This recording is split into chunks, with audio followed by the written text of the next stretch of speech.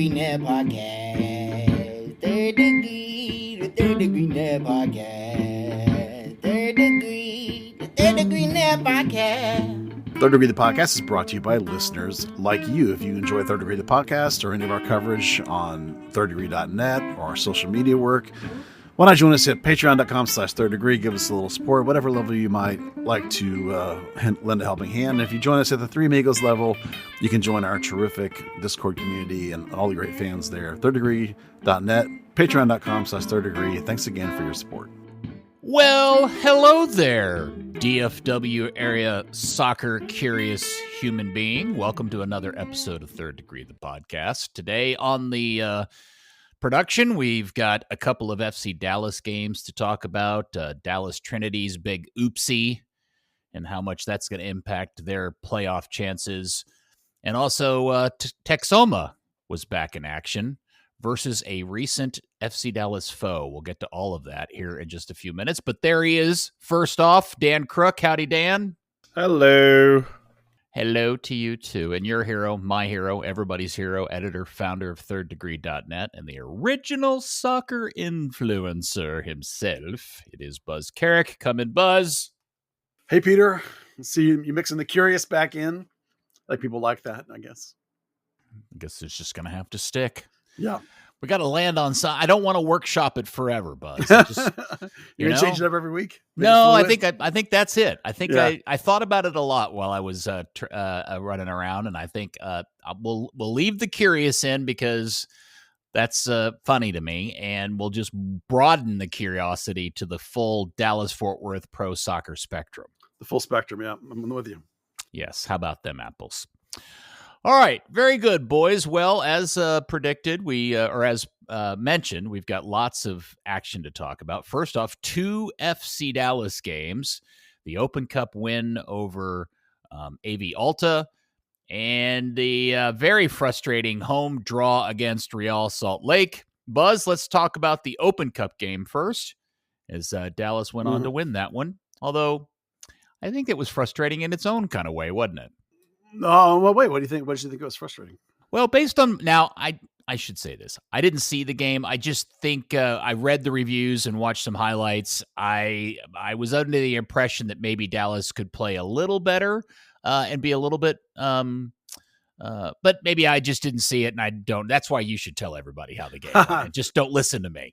Well, 3-1 win. I think there, a little bit of rotation, not very aggressive. Quill, obviously, I think, based on the people that played, is taking the cup pretty seriously. He could have rested Lucho Acosta and didn't. Could have rested Urguide and didn't. Could have rested Ramiro and didn't, although Ramiro's going to have the weekend off. But we talked about the idea of playing the same way you want to play on the weekend, so you can sort of get used to the way you're going to play. Interestingly, Abubakar was sick, and so Abubakar got a start and looked pretty good. So good, in fact, that I thought he should start on the weekend. And Bernie Kamungo was in for Anderson Julio, and Bernie played, fairly well, I think, and it probably ended up being why he started on the weekend. Not that we'll get to that game in a bit. But I think the real revolution of that game was the Lucho Acosta issue sort of seems to continue, even though, it looked better against a team like a team like AV Alta, who's a USL1 team. There was still a lot of times where... I hope so. Yeah.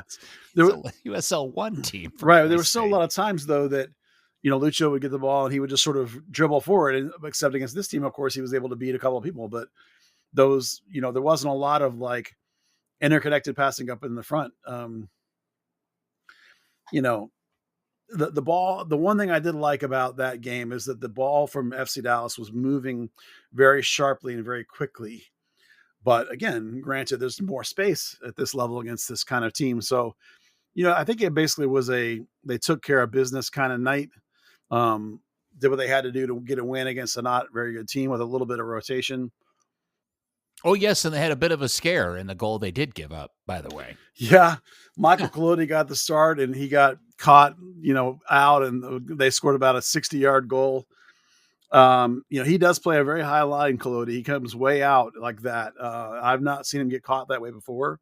but probably a lesson learned there, and to play a little bit deeper. He was pretty solid. Other than that, you can really see the quality in his feet. And I thought it was really nice to see Diego Garcia get a run out, who's the, a one for the future. He's still only 18 years old. So not a real rush on him, but, is a kid that you want to start to see get in the mix a little bit. So, overall a pretty solid night, but not like earth-shakingly great. Just, went about their business in a lot of ways. Dan, that is Buzz's recap as Dallas now advances to play Red Bull in a bit short period of time. Have you got any observations or reactions to the game? I mean, it's kind of it's a tough one to judge, really. It's a potential banana skin. They won the game. Between the two games this week, they rotated through a lot of players. So, a good number of players got some form of rest or other. Kalodi got his little scare.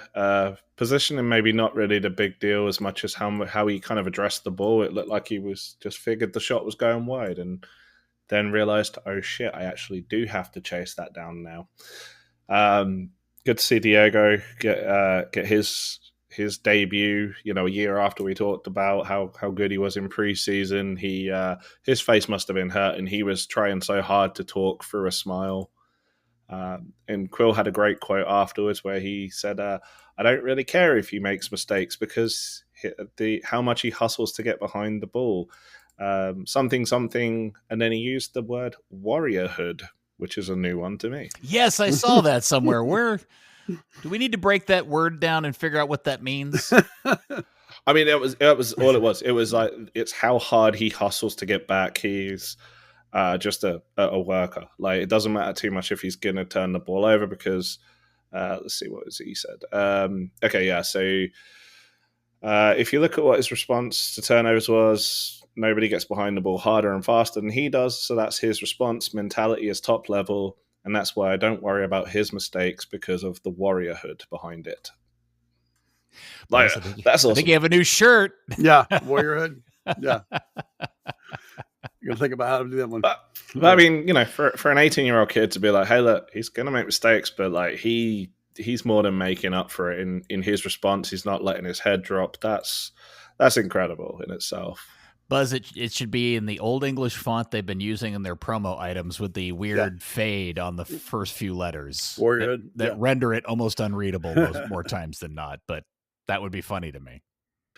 One other quick takeaway from that game, or actually two, is that in the second half, Ramiro went to right back, and thus we answered that question of who the hell's going to play right back if they really need one, except they did need one, and it wasn't him because he was suspended in the next game. And then we got to see our first look at Ka'ike as a straight up single pivot six, because they had him in there, and it's the same formation, but him in the middle in the usual Ramiro spot. So those two things happened in the Open Cup game that were at least noteworthy to write down. Yeah, the fullbacks, it was interesting seeing Ramiro. He played well at right back. Granted, Division 1 opposition, but it was kind of like that John Terry style, Gary Neville style. Like, I'm not going to race past you, but my positioning, my read on the game is so superior to just about anyone on the field that I'm going to get in the right spots for it. Yeah, Ramiro Norris outside back combination might be one of the slower ones we've seen. I don't know. I think Lalas and Nolan on Saturday had him. Might have been slower. Yeah. Might have been. Ramiro, the brains versus brawn thing. All of us guys in the over 50 league talk about all the time. It's better to be smart than super fit. The other thing I was going to mention about the game. Oh, first off, Ka'ike's finish, by the way, I thought that was nicely taken. His goal in that game. That was really good. It was. They said the attendance was, I think, either 48 or 4,900. With either one, Dan's shaking his head. Oh, Dan's shaking his head. Nah, it wasn't even close to that. There may have been like 3,000 in the stadium tops. Yeah. The east side was pretty empty. Maybe, if you say it's 20 people in a row, there were maybe like 4 people on each. Yeah, I had this thing in my head that because the team made so little effort to promote it, and encourage people to go to be there for the game, what would have happened if 11,000 people showed up? Would they have had the staff to handle that in terms of concession and security? And Probably not, because I'm sure they were. Yeah, actually, yeah. Because in the past when they had the full stadium, they just opened up the east side and it was minimal concessions. Yeah. They had the whole damn thing open as if it was an MLS game. Any objection to FC Dallas claiming a certain number of sellouts in a row when one of the games in the middle of it was the Open Cup game with 3,000 people there? Does that bother you at all? Or do you think there's a fair to count home games? I have given up on trying to police how any professional sports team or league counts quote unquote sellouts. I think that is such a janky, loophole-filled label that everybody gives themselves. I hate it. I mean, there hasn't been yes, there have been a string of sellouts, but when was the last time you went to an FC Dallas game and it looked like there was 99 to 100% of everybody there? And the last one I can think of is the Messi game. Yeah. Maybe a 4th of July game, maybe. Maybe. I don't think I was at the last 4th of July game, but I just, it's how everybody does it. You remember all those times Houston were running around telling everybody they had a string of sellouts, and we'd see it on television, and the place wasn't even half full. We're like, well, to be fair, too, the current 12,000 seat limit is easy, quote unquote, to sell out. In normal circumstances. So it's maybe a slightly jaded stat. I think if anything, we just we learned how many season ticket holders there are on Wednesday. Interesting. I hadn't thought because that is your tickets distributed, right? Yeah. Okay, so Dallas does that, as I said. When is the game against Red Bull? Wednesday, 21st. Okay. That's a big day because that's the day Spurs and United play in the Europa League final. So, all right. So we'll preview that when we get closer to that. I guess that's next week. We'll do that at that time. So Saturday, Dallas has a home game against Real Salt Lake. Don't forget, this is the team that got a red card against Dallas back at the previous time they met each other. And Dallas played a man advantage for 60 minutes of that game? Yeah, 58, 60, something like that. And that's chalked up as to one of the few wins of the season for the team. And so Salt Lake comes to town and has some let's talk about the starting lineup first, Buzz. Yeah, a bit of confusion because the social media crew, the digital media crew for FC Dallas doesn't really get detailed information. They just look at the players that are listed and try and do something with it. So the fact that there were 3 center backs on the starting lineup, they drew it up as a 3-4-3, which is a formation quite fairly we saw 2 weeks ago. And so we were all like, there's no way Quill's going back to that because it was the one we saw against San Diego. There was a debacle. That can't be right. Well, it turned out that it was a back 4 with Lawless Abubakar playing right back. And in the post-game show, on the radio show from the team, we found out that Shaq Moore had some tightness in his hamstring. So was on the bench, but obviously was just as an emergency, I suppose, because they didn't want to start him and they really didn't want to put him in, which could have come up late in the game, in fact. Ramiro was suspended, so we got to see Kaike as the straight-up 6 with Sho and Siki. And then the other weird thing was that, I guess because of Bernie's relatively good game in the Open Cup, Logan Farrington got dropped and Bernard Kamungo played up top. But that basically makes it a 9-less formation because Bernie plays on the left and Anderson Julio plays on the right in this particular case. And Lucia Acosta was most of the time sort of a false 9 playing in the middle, especially defensively. Now, those guys move around a lot up front, of course, flip-flopping sides and all that stuff. But it was basically a 9-less formation. It did not work very well in that sense. They only had 7 shots on target.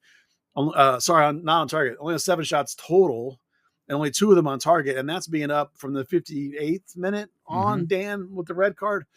So there's still a pretty significant disconnect between the back to the front. Norris is the only really effective guy that can build out of the back. And so they're heavily going out of the upper left, and the other team knows that. So they're keying that side. Abubakar had just like Shaq Moore had huge swaths of the field all by himself over there on the right. And Abubakar's not really a vertical kind of player. Now, in the middle of the week, I said Abubakar should start over Ibeagha. Well, he got the start, but it wasn't over Ibeagha. It was over Shaq Moore for the injury. So you end up with a lot of lump it up to the front to Acosta. And bizarrely, he seems to be limiting who he'll pass to. And maybe not even just him, maybe everybody, because Bernie only had 14 passes sent his way for a grand total of like 18, maybe 17 or 18 touches total. And then Petter Musa subbed into the game at like the 60th minute or 70th minute, maybe played 20 minutes, and he had just as many touches as Bernie the whole game.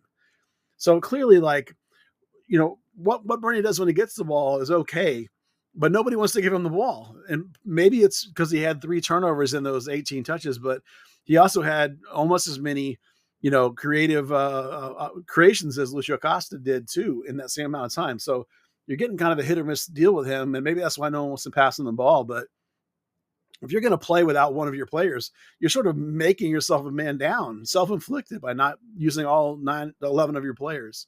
So that was really weird to me to watch that happen in this game. Watch how little Bernie was involved. You know, not from lack of being in the wrong spot or anything, just like no one passed it to him. It's really weird. Dan, your observations. Strangely narrow. Really struggled when Real Salt Lake started to press. Quill did say one of his big adjustments that he liked personally was he'd gone from the 4-3-1-2 to 4-2-3-1. Just basically brought that 8 back into like a narrow double pivot with Kaike. Show was horrendous. Really the best part of the game. Diego Luna's goal was fantastic. Despite the whiffed clearance that kind of led to it. I can't remember who it was. I think it might have been Urquide, actually. But yeah, that effort was fantastic.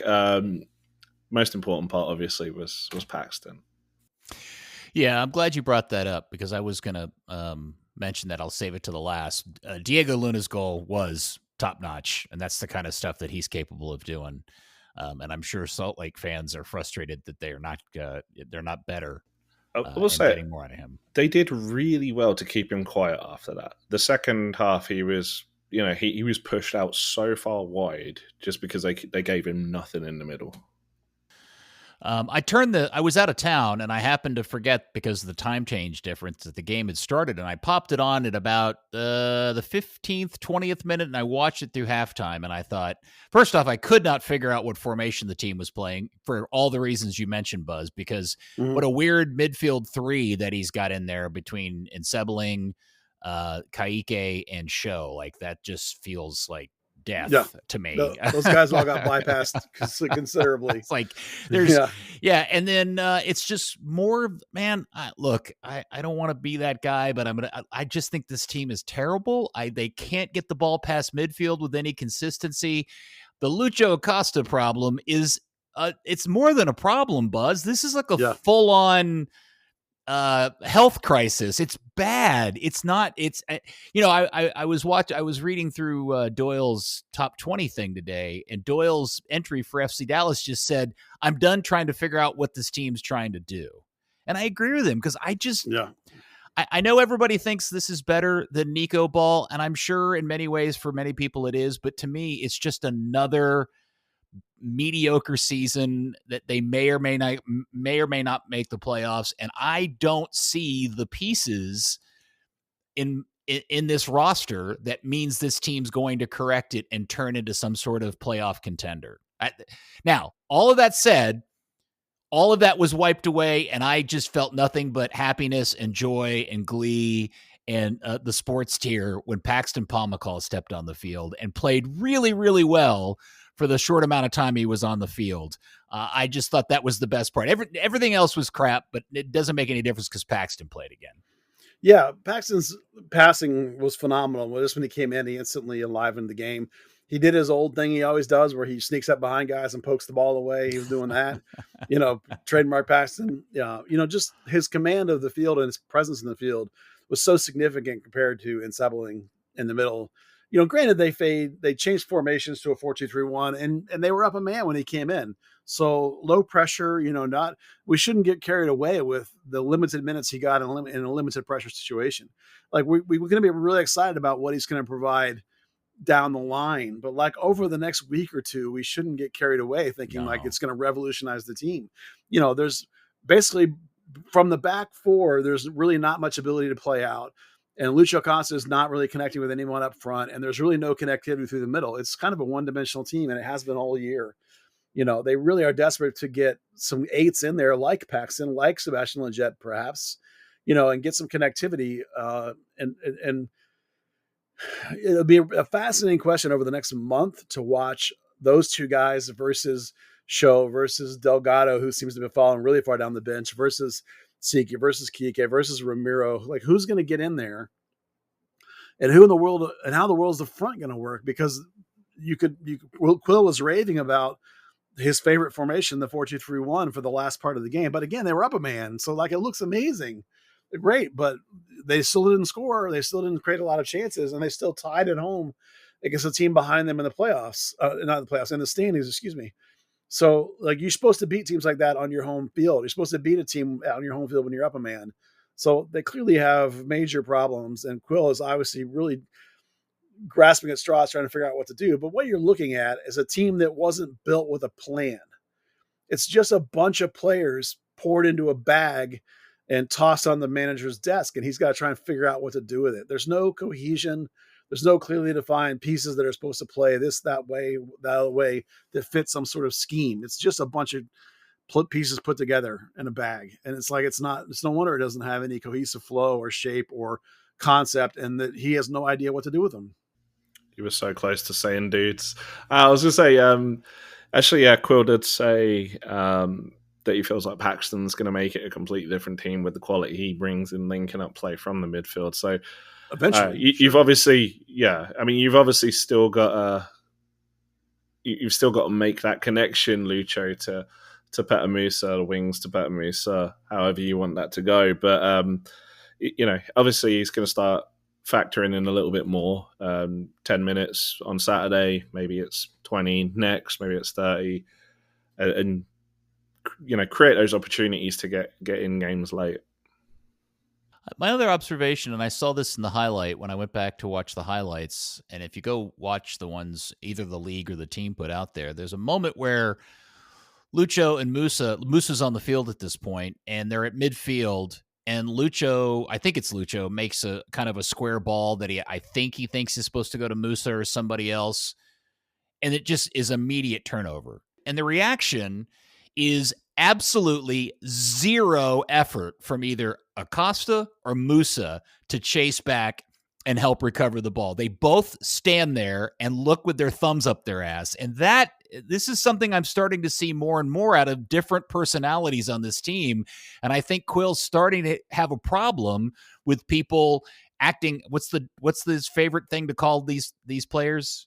Dogs. Dog. Yeah. Well, whatever that means, I'm not seeing out of some of these guys on the team. And it starts with Acosta. And I believe that's a problem for him moving forward. That when I saw that in the highlight, that drove me nuts. I just thought that's unacceptable. Lucho was walking around from about 10 minutes in. In the second half especially, he kept trying to play this dummy to nobody. He tried to play one to Musa at one point, and Musa was 15 yards away. Like 15 yards further back down the field because he'd actually started the play. It's getting silly. So is that his reaction to having to play 3 games in 7 days? Like, is he pissed that he got asked to play in the Open Cup game, and so he's just taking that out on everybody? I mean, I don't know the guy. I mean, yeah, I don't know. Either that or he's just really tired. Things that I hear are very much team player. What you see on the field isn't necessarily what's happening in his mind or in the locker room. Hopefully that's just he's petulant. I mean, Musa's demeanor is very miserable. So him walking around, yeah, that totally fits. Is that like indicative of he's miserable? No. But hopefully Lucho's similar.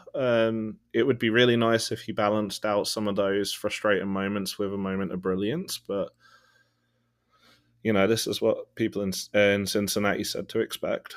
Oh, and DC too, by the way. Yeah. Buzz, this team is got one home win under its belt to show for itself this season. Yeah. It does have a remarkable road record, and that is a tremendous credit, but it also makes zero sense. And I do, and look, I at some point, if this continues, the question has to be asked, is this in any way, shape, or form tied to the fact that the stadium is half empty on any particular, is the lack of an atmosphere in the stadium and the fact that more than half of it is essentially a construction zone or a car lot having an effect on the players in some way when they walk out? I mean, it certainly can't help but think it would have some sort of effect. Maybe they need to book themselves into a hotel on home games. What is that? Riding a bus together. Oh, like it's a road game. Oh, make it feel like a road. I see. Yeah. Well, I mean, that's kind of like what Lucci used to go on about, creating those adversities. Yeah. I don't know. It just seems weird to me that this is how this season's playing out. And maybe it all flips. I mean, Well, I think there's a certain amount of frustration even from the coaches. When you see Michel get a red card for saying something to the ref. I mean, obviously, he's not going to get a red card that early in a game and have that level of frustration in a game if he's not already frustrated for something else. And pretty much every cutaway they had of Quill was him being like, what the is going on? Like, almost always in response to his own team and something they were doing and a choice that was being made or a pass that wasn't being made or was being made or something happening on the field. So there's clearly a level of frustration, especially at home. When you go on the road, maybe you feel like you have this us against the world mentality, and then you come home and you're not feeling like this comfort level that you think you should have, or maybe you think it's going to be easy. And it's never easy. Even home games are tough in this league sometimes, especially when your stadium's not full. So it'll be interesting to see how long, Peter, you're right, how long this continues, whether this goes all season this way or not. It'll be fascinating. I just, through the month of April, Dallas scored. They had the one game against Miami on the road that they scored 4 goals. But the Atlanta game, the Seattle game, the Minnesota game, the San Diego game, and the Salt Lake game, they scored either 1 goal or no goals. And we'll see. I don't know, man. Part of the problem here is that this game is tough to really get a good read on because, up a man, you should be able to control the game. And they didn't. So it's like, I don't know whether we should look at it as a massive indictment. Did they become lackadaisical because they were up a man? Like, oh, this should be easy. Anytime you change the dynamic, clearly Salt Lake was not running a really low block. They were running a mid block, and that probably led to the decision not to use Farrington as a 9, but to give Bernie a chance. But they didn't get behind him at all. And other than when Anderson Julio did it himself and had that amazing power run and move and beat the whole team and score, he's one of the few guys playing well, really. And it may still be too early to ask this question, but I'm going to ask it anyway. Is this a roster construction problem? Is this a manager problem? Is it both? I think it's a roster construction problem. Quill is a first-year MLS coach, right? He's had a little lead guy experience, but not as much as a lot of people. But the thing is that we all know the end of the coaching pool this team is running in, right? So it's like you have to understand like the kind of candidates that would take this job. So I don't think you can look at Quill and think this is a horrible, horrible situation with that coach. I think it's just about as good as you were going to get. Honestly, I was really excited about him, and I still think he's a very good coach. I think that he's trying his best given all the pieces that don't fit together. He's short of center back, absolutely, in my opinion, a starting one. Right, he has, because of the injury, he has no backup right back, and the high end fancy right back that they went and got him, which is a whole different discussion about whether you should spend money right back, is just average. You know what I mean? Like this big, huge, amazing 10 they got turns out to not really be a 10. He's more of a striker than a 10. So that the 4-2-3-1 kind of goes out the window. He's only got 1 wing instead of 2. So like he's just trying to glue pieces together. But isn't the real core problem of this team is his options at midfield? That's part of it too.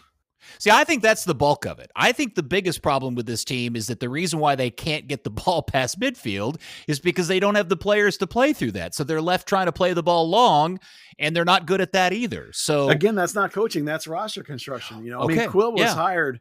Think about when Quill was hired, how many of these players were either already on the roster or were already being acquired before that guy's even getting here. Right. Right. I mean, like, how much impact did he have? Yes, look, Quill's going to be part of the committee. We know that. But when did he become part of the committee? When did he get involved? This roster wasn't built by Quill. It was built by the committee. So you have to look at the committee. Like, none of the pieces work together. Like the midfield, as you said, you know, you knew Paxton was hurt. So you shouldn't have built this team thinking Paxton's going to be our savior. We weren't even sure his career was going to get saved, let alone that he would be the same player. We still don't know if he's going to be the same player. Right. Right. Show's on loan and is just average anyway. Kaike's 19. Who the hell knows if that guy's going to be any good? Ramiro's a role player and is slower than dirt, right? Sebastian Lletget is in his 30s and gets hurt all the time these days. It's like none of those things are good, solid, great pieces. Maybe you thought Lucho Acosta was going to be this crazy, amazing central midfielder, but he's not. Maybe he could be if Quill wanted to put him in there, but then the guy doesn't play any defense. So that's pretty hard to do unless you play him as a forward like they're doing. So it's kind of a mess, man. Honestly, it's really amazing that they win as many games as they do on the road, given the fact that the roster, you've seen what the roster translates into at home. It's the same roster on the road. It's just as bad, except they managed to scrap and fight and claw and get something. You know, if you could carry forward that scrap claw mentality, maybe you might be like 6th instead of 10th. But you're not going to be like a real contender with that. You know, you still have a lot of work to do on this roster to get somewhere in terms of building. You know, this is year one of you would think a new build of get the guys that they're going to fit the way the coach wants to play. You know, and he was obviously relatively late into that process too. So even maybe this year he was just left with whatever. And I'm not sure this committee cares about building for what the coach actually wants, because they surely didn't do it over the previous 6 years and the previous 2 coaches. All right. So Dallas has Houston up next. And that is here. It's on Saturday at 7:30 on the Apple TV. Dan, you got any Houston insight you'd like to share with everybody other than it sucks? They actually haven't won a game on the road all season. The only team with a worse record than them is LA.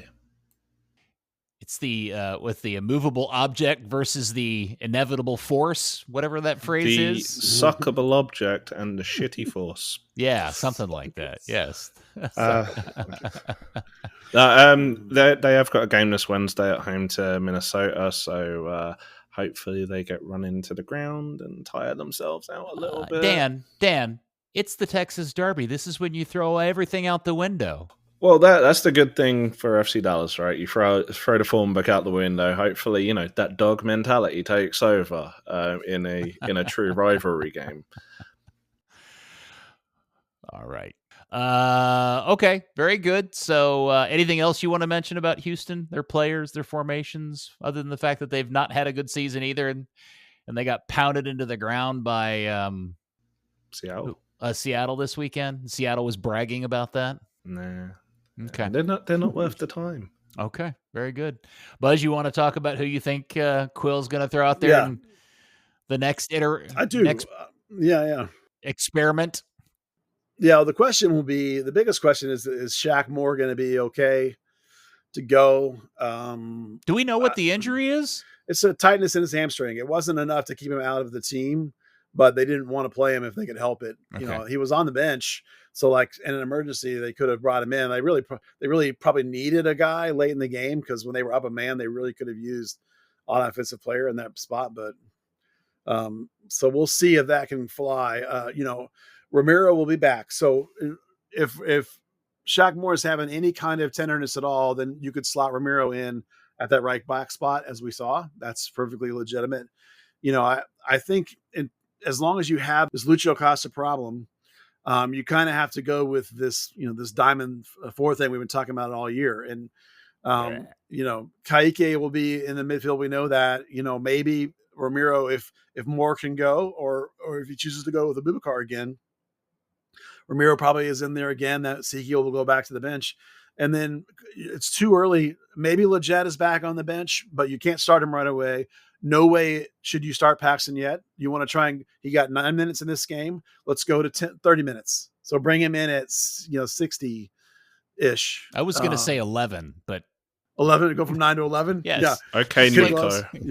Yeah. I do 4 minutes the next week, and then an additional 8 minutes the game after that. I'll give him 30, depending on the game. If the game is like super hackish, I might even not do it. But Right. I'll give him 30. So he's not a starting option. So you're still looking at Kaique, Ramiro, Show in the middle, unless you need to move Ramiro to right back, and then it's going to be Seekins Ebling again, probably, because Leggett won't be ready. And really the front's going to be what it is. Petter Musa probably could start.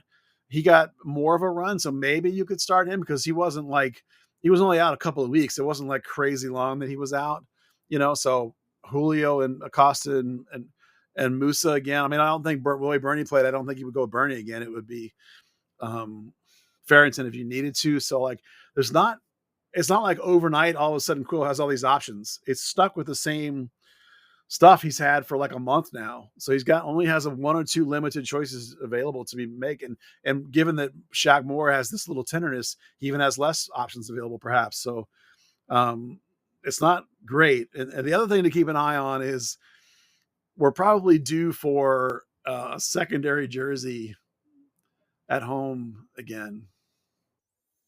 Right. Oh, because they don't want to put orange versus red, or well, we know we need to see the secondary jersey. Like what how many times is it? 7 times, 9 times, whatever it is. Right. It's been a couple of games since we've seen it.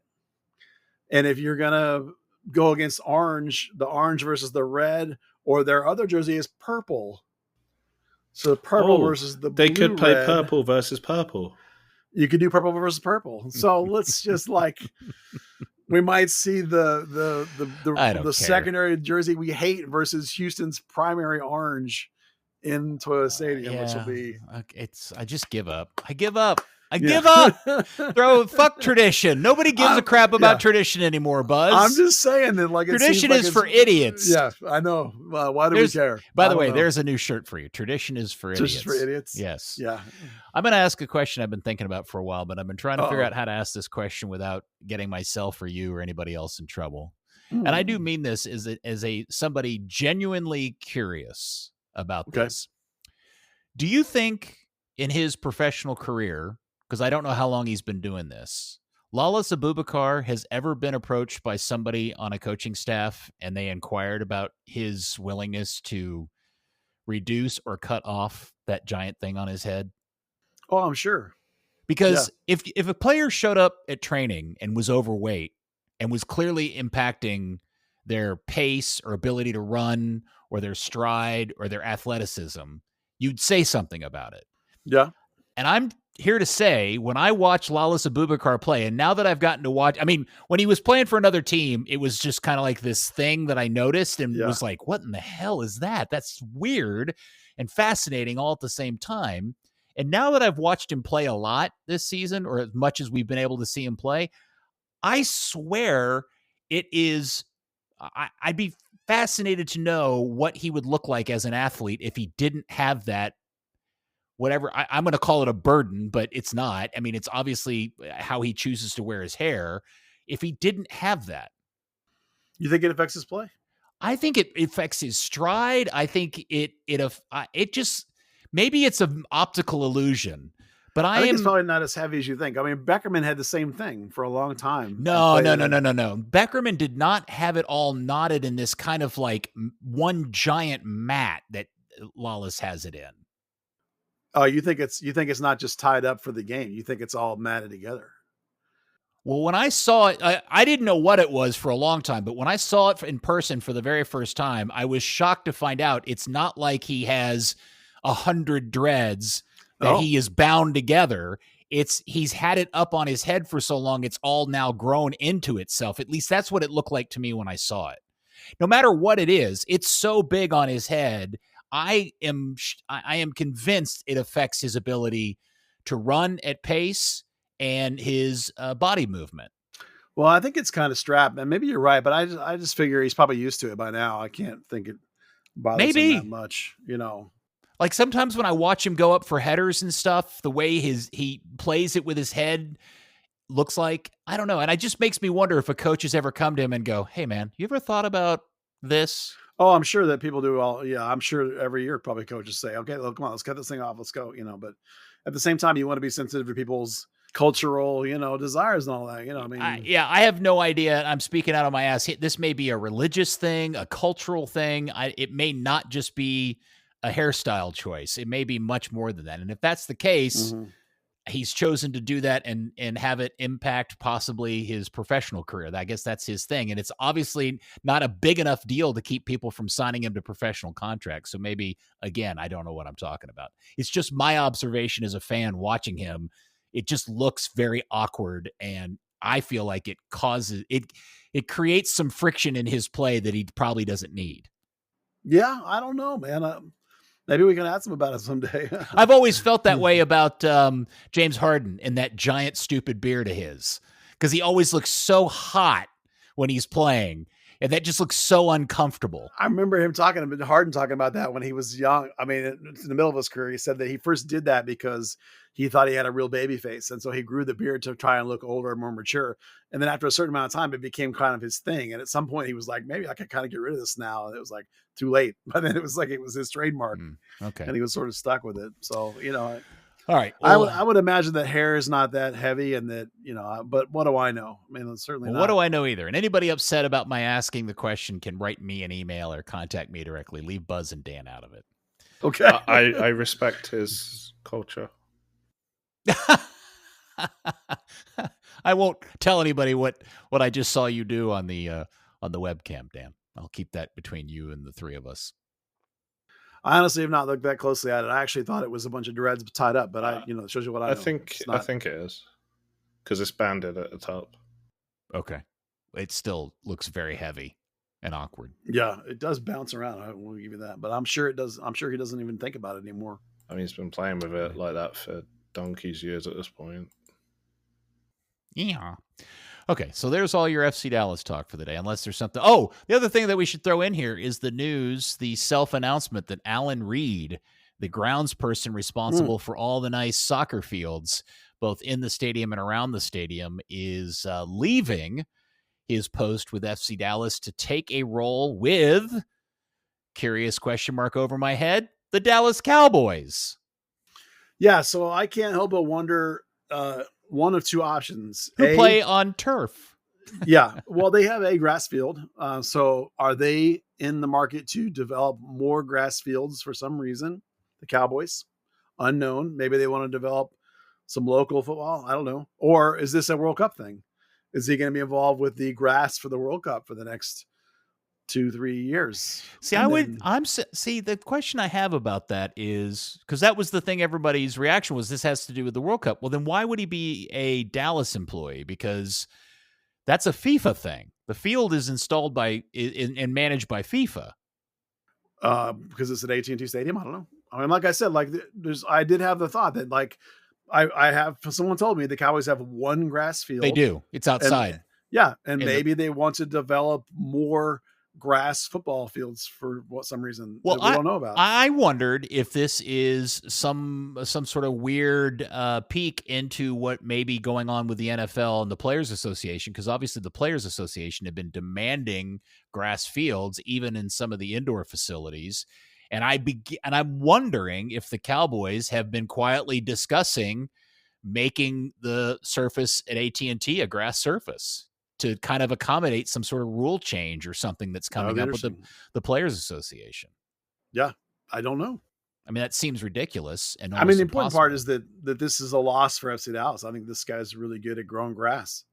There was the one bad season, and he was very open and talking with both Dan and I about what happened that one really bad season. Oh, I remember that. Yeah. Having to do with the amount of growing days that particular season. But, since then, I think they've added lights, and many of us have seen many times them using those lights and to increase the growing time out there, overnight with that stuff. And the Toyota Stadium has always been fantastic. And the amount of abuse that the complex gets, on just an incredible abuse week after week after week, and those things hold up.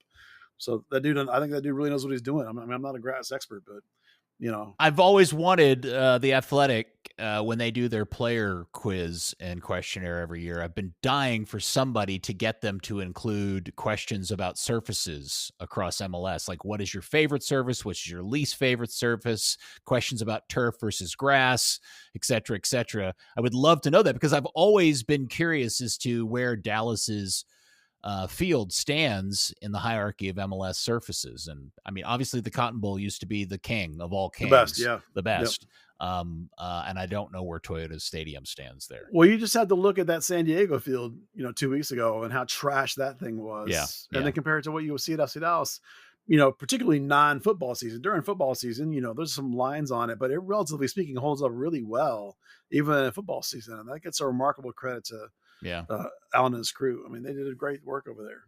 Well, maybe we'll find out more. I find the fact that he's going to work for the Cowboys highly curious. Yeah. I really would love some more context on that. I can't imagine he left the role with FC Dallas to go manage one practice field out behind the Star. That would seem what the paycheck is. Very weird to me. Well, how much they pay? Cowboy money, man. Cowboys don't pay their people a lot of money, Buzz. They're notoriously cheap on their they staffing. Might compared to FC Dallas.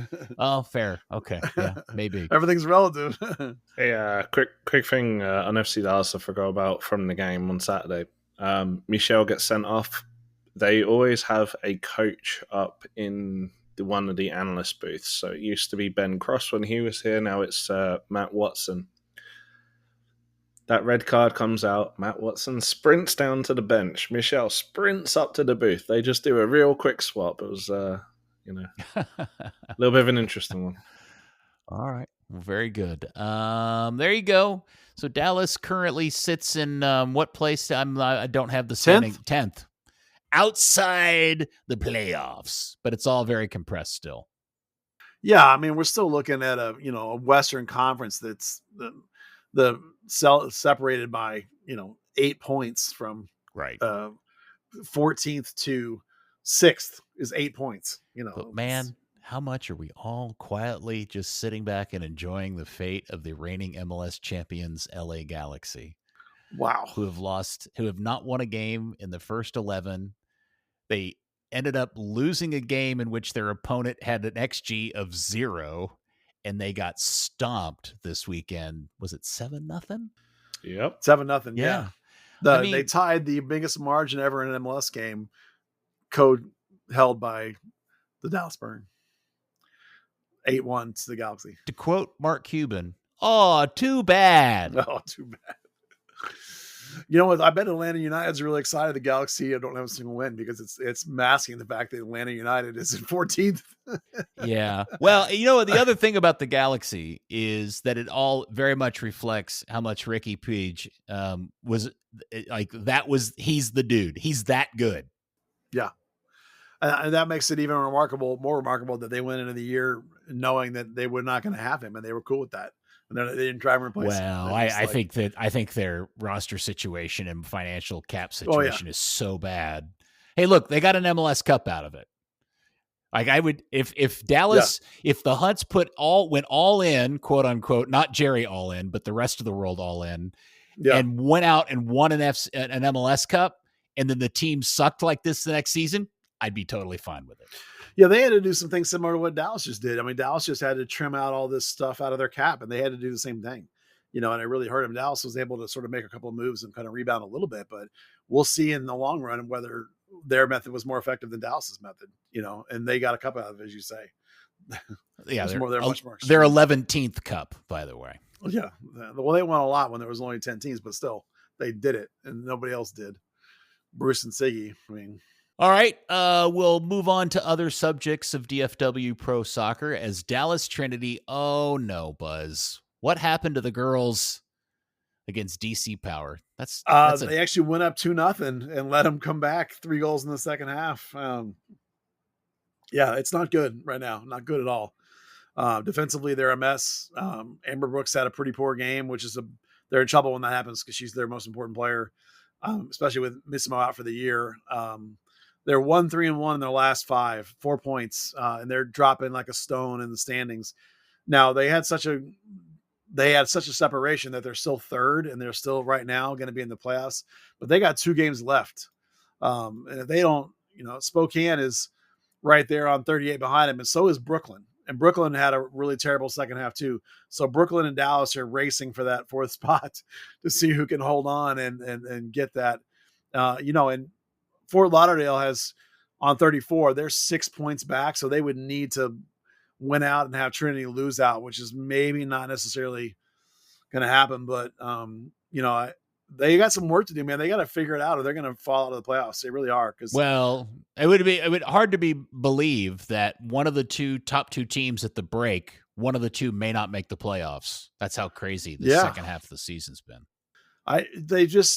They've got a bunch of good pieces. And for whatever reason, like the defense has through a couple of injuries, like really gone to pieces. Like they're gone back to the beginning of the year when they were letting in too many goals, I think. They've got to tighten that up and stop that bleeding or else it's going to be in trouble real quick. I mean, they got Fort Lauderdale, who again is that team, 6 points back trying to catch them. So that's a head-to-head game. That's huge. And then they've got Carolina Ascent for the last game of the year, and that's the best team in the league. So you could easily, lose out and be out of the playoffs. I mean, after that game, they can't pass Carolina on points anymore. They can only finish level. Fort Lauderdale has 2 games in hand over Dallas. They're the only team that can actually finish ahead of Carolina now. Oh, my gosh. So, it's gone from playing for that regular season title and home advantage through the whole thing to, hope Are we that going to make it? Yeah, exactly. Spokane's looking really good right now. Brooklyn, you got to just hope that slide continues. They've made the coaching change. Things seem to be kind of writing. They got their first win of the fall season, the spring season. Sorry, the last week or the week before last. So there's a lot that can go on there. I mean, Carolina's won 5 in a row. Tampa's won 4 of 5, and Spokane's won 3 of 5, and those are the teams right with them in the front. And Dallas is 1-3-1, 4 points out of the last 5. It's just the wheels have come off big time, and they were doing a lot of good work up until about a month ago. And the last month has been just awful. And it's hard to really put your finger on exactly what's going wrong, except for they've got 7 or 8 girls out. Ladies out. And, it's just the pieces are not fitting together like they were. Maybe people are getting tired. Brooks looks like she's wearing out with the heavy workload she's had to put in of playing 90 minutes every single game. Looks like you might lose Deborah for a while or for the remainder of, she couldn't even put weight on her ankle when she came off. All right. Tough. Well, you guys happen to see the video, the mishmash video between them and Atletico? I didn't, but Dan did. I won't. They had put out some Atletico merchandise for the Trinity players to spot and this, that, and the other. But in the video, there's a moment where they have just the components, like the Pegasus next to Snake and Wolf, and that's all that's on the screen. There's no words. There's no nothing. It's like if you were to see that and have no idea, no context, you'd never, ever in a billion years figure out these are a male and a female soccer club. Now you'd just be like, oh, it's music festival. Cool. Right. What was the other thing I was going to mention about Atletico? So they have been trying to build the story of the Snake and the Wolf. I saw. Was it you, Buzz, that sent that to me? Yeah. They're trying. I still, they went through a lot of effort to put that piece of information together, but they still, at the end of it, have not come up with the story as to why a wolf and a snake and why the two things are fighting against each other and why that is the brand of your club. It didn't work for you, their story? You thought the story, I mean, No, I'm not the one that has a problem with the brand. Well, no, I'm asking you, if you listen to the story, did the story translate to you as to why those two things are in the badge and why they're looking angrily at each other? Well, at the end of the day, I think that they came up with a badge they liked and then came up with a story. I think so too. Which is fine. Like I'm not worried about that. Like, to me, like, things grow on you, right? Like, I think at the time they rebranded FC Dallas, people were like, that name is stupid. And I was like, no, it'll be fine. In 50 years, no one will care.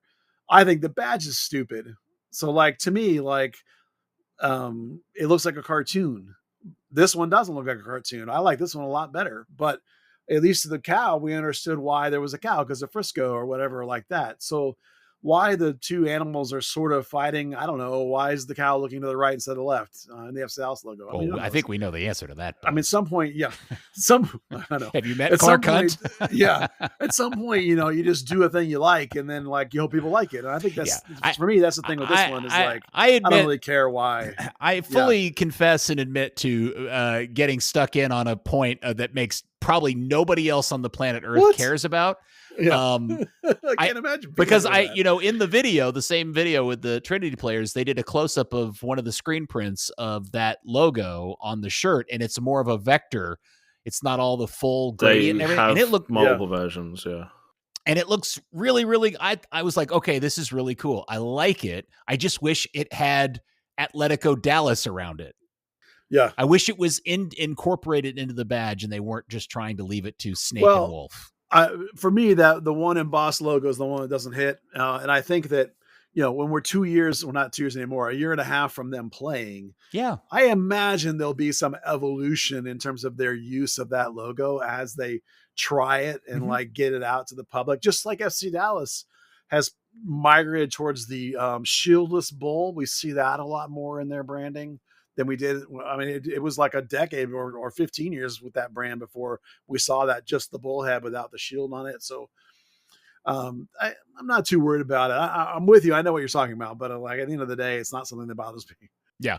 I hadn't actually thought about it until I saw the videos. So they got me to talk about it. So kudos to them. So it worked. I've been played. No such thing as bad publicity. Yeah. I've been sports washed. I think the thing that goes against them is USL is home to so many absolute killer brands that if you are just okay, you stick out like a sore thumb. Well, or you just don't get noticed at all. All that. Yeah. Well, I think I like that it's not comic. I agree. Or silly, that it's pretty serious. And so I like the tone of it a lot. I think there's a couple of things that happened along the way that maybe could have had it go slightly different direction. Maybe it would have been better, but I love the heraldry. I love the artistry. I even like both. I like all the different versions as pieces of art. I just want, if you're going to go so dramatic as to put those two images in conflict with each other, I wish you would just come up with a compelling story behind it that helped connect it to the community. Are you saying as dramatic as a certain HBO drama series? Yes.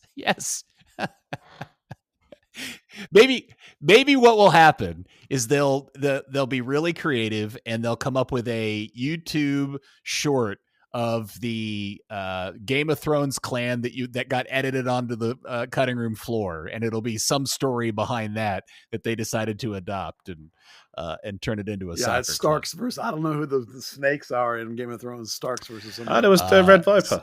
Oh yeah, Dorne. Yeah, all right. All right. Fair. Well, God bless them all. Yeah. We got a lot of time, as you said, Buzz, before that actually is a thing. Although I will say somebody wrote an article. Axios Dallas actually mentioned them in a mention the other day, and they said that they are going to be playing in the championship. And I wondered, has Valentine or any of those guys ever put any kind of clarity on the situation with USL Premier and what their plans are? No, because USL Premier doesn't have clarity yet. Like until USL Premier says, like, I don't think there's any expectations that USL Premier is happening in 2027. It's going to be in 2028 at the earliest. So Dallas, Atletico Dallas is launching in 2027. So they're going to be in the championship.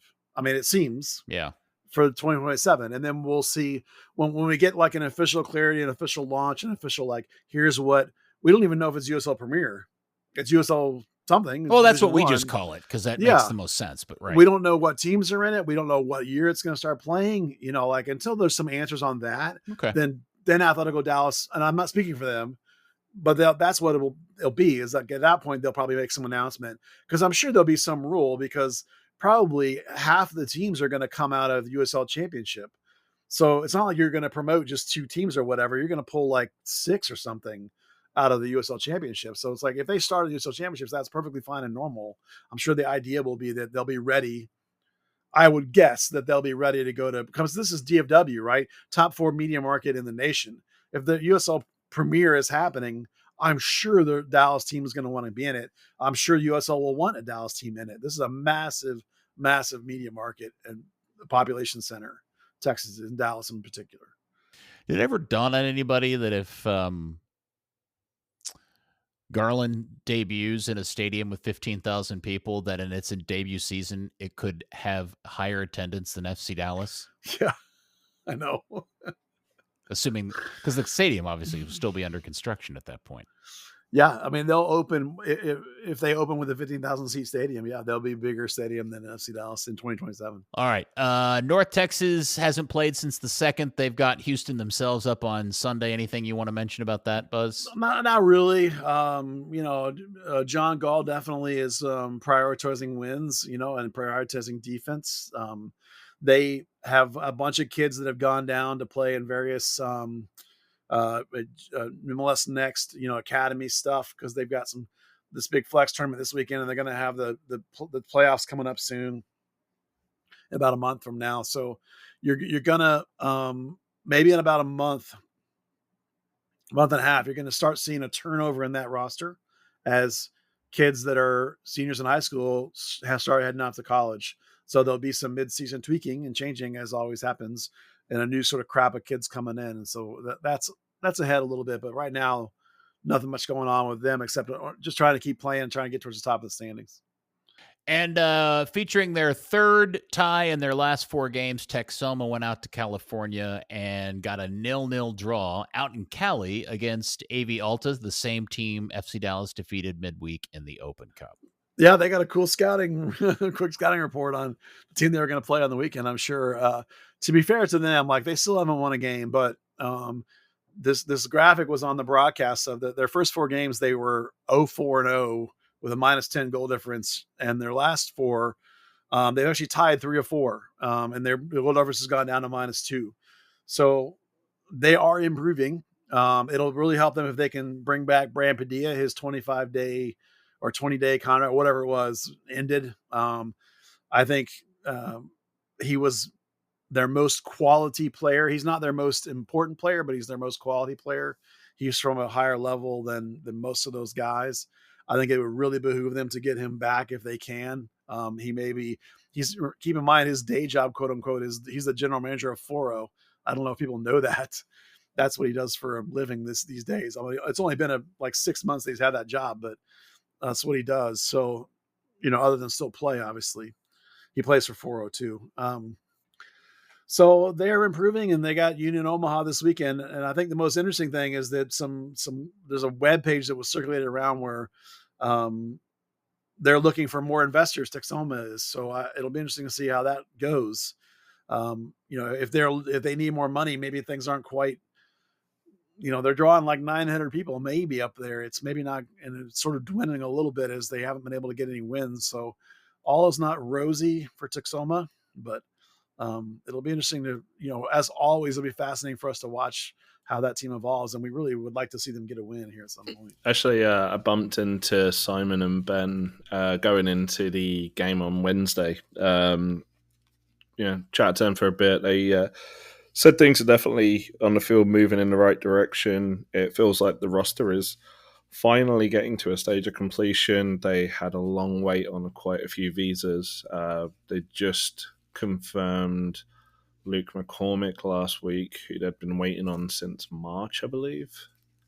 So, yeah, I mean, that was a good point for them. They definitely were up against it right up until AV Alta got a red card in stoppage time, or just before stoppage time. But I mean, they at least feel good about it. So hopefully things keep going in the right direction. That's a good point about the visas. They did have some guys that have just come in. Let's just say that visas are interesting right now. North Texas Soccer Club, same thing. They had a guy they signed Favor. way back in February, just finally got here. His initial visa was declined. He had to go through the process again. I don't know how many times, but they finally got it cleared and he just showed up. So, same thing happened to Texoma. They had some players that didn't get here until now. So they're trying to put it all together and maybe they'll continue to improve. It'd be nice. They definitely have put a lot of effort into stopping bleeding goals, and that's helped. And now if they can get Padilla back, that'll really help them in terms of being able to create up front because of his ability. They have one really nice midfielder that I like, and then of course Asante is like 1,000 years old, but he can do some things. And they got a couple of okay pieces there, and there was a loss. Losing Diego Pepe for the season was a blow. Obviously, I think they were counting on him to be knocking some goals in, but hopefully they can get through these tough times that they're finding right now and keep going. And I've been enjoying this Jägermeister Cup they've been playing in too.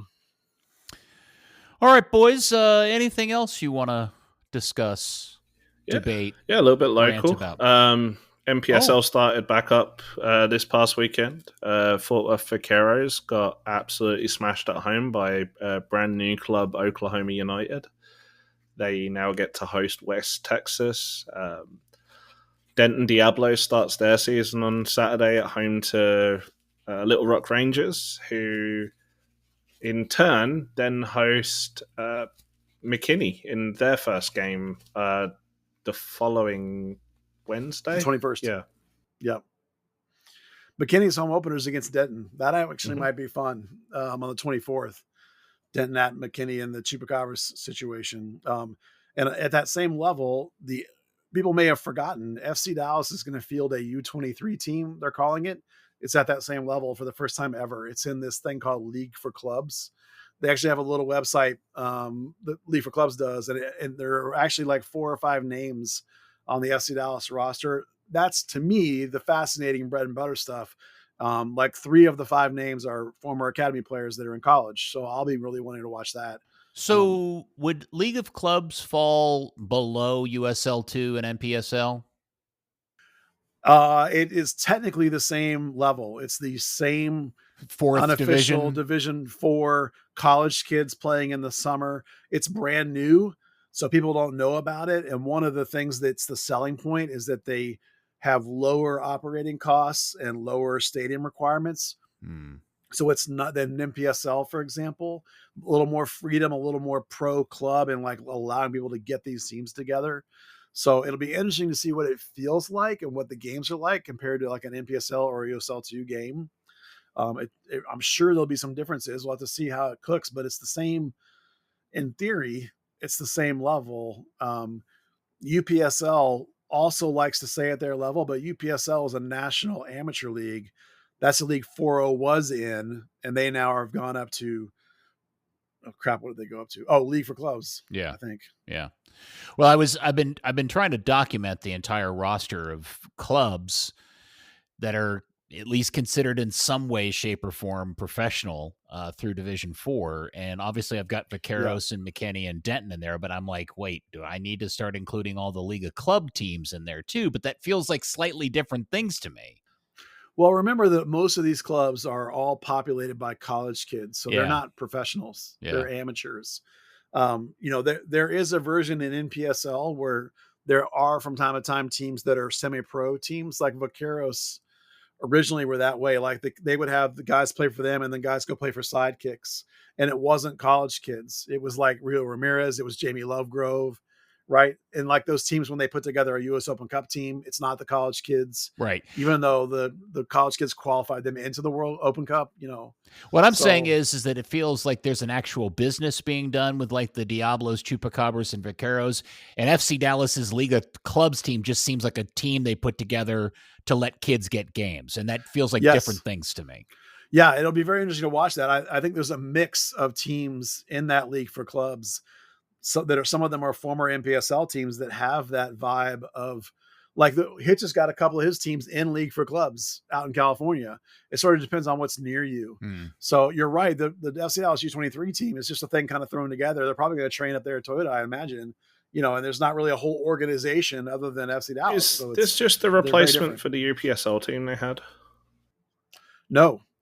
The UPSL team still exists. It's the UPSL team for FC Dallas is it's kids. The top academy teams have more than 15, 16 players. They have 25, sometimes even 30 players. So like any given week, there might be 10 kids that are not playing. So they put them on the UPSL team, or guys that are on the bench that aren't getting in. That's who goes and plays in the UPSL game, and they'll do everything down to like U16 on those games, and play in that league. Well, I was a bit surprised because I was trying to fill this out, and you guys had mentioned that there was a women's third division team, South Star.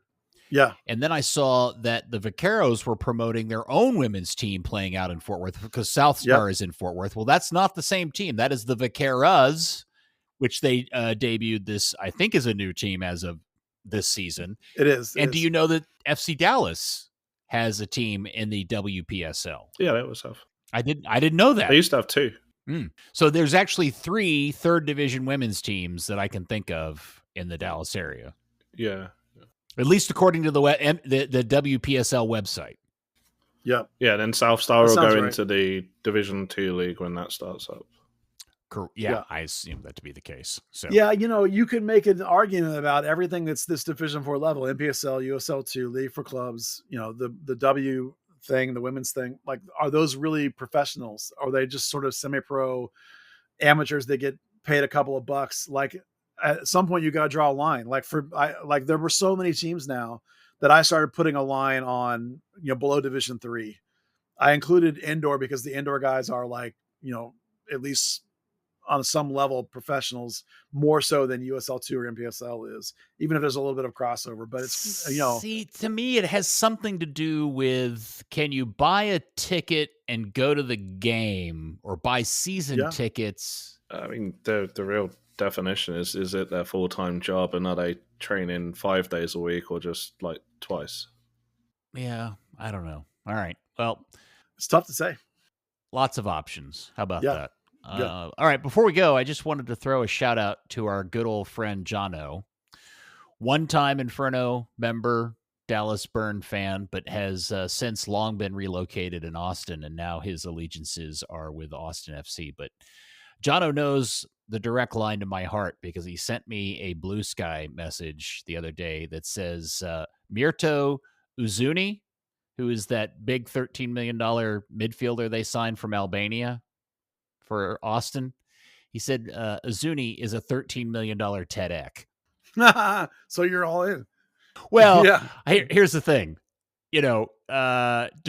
Everybody, the opinions on TEDx tend to be not good. My love of TEDx comes from a place of heart and effort. And so I have a feeling Jono is slighting his new Austin midfielder and denigrating him by saying he's a $13 million TEDx. I don't think he's complimenting him, but Jono will hear this and let me know if I'm wrong. But I thought no wonder you like Kaike. Man, Kaike is a golden retriever puppy just running around the field with no direction. He just pure athlete, and I feel bad for that kid because they've put him in a terrible situation.